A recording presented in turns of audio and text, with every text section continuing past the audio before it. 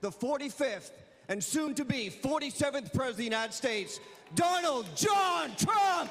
Donald Trump was officially named the Republican presidential nominee on Monday, hereby declaring him the Republican nominee. As the party's national convention kicked off with an abundance of security in the city of Milwaukee, just days after the former president survived an assassination attempt.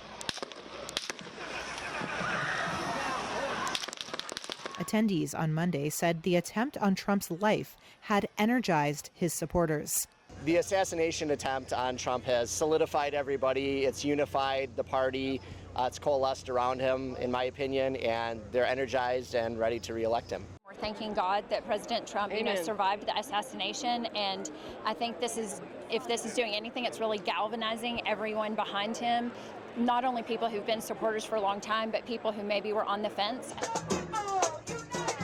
Meanwhile, protesters from opposing groups raised their voices a few blocks from the venue, carrying signs, including ones that said, "Ballots, not bullets." It's not one issue. There's LGBTQ issues, we have racist issues, we have the genocide happening in Gaza right now.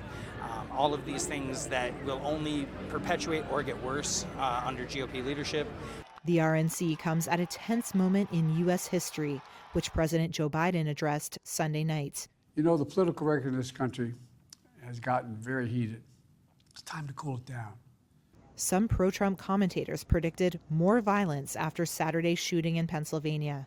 A senior member of the Proud Boys, the violent all-male extremist group that led the January 6th storming of Congress, said the group would show up at the Republican National Convention, which culminates with a speech by Trump on Thursday.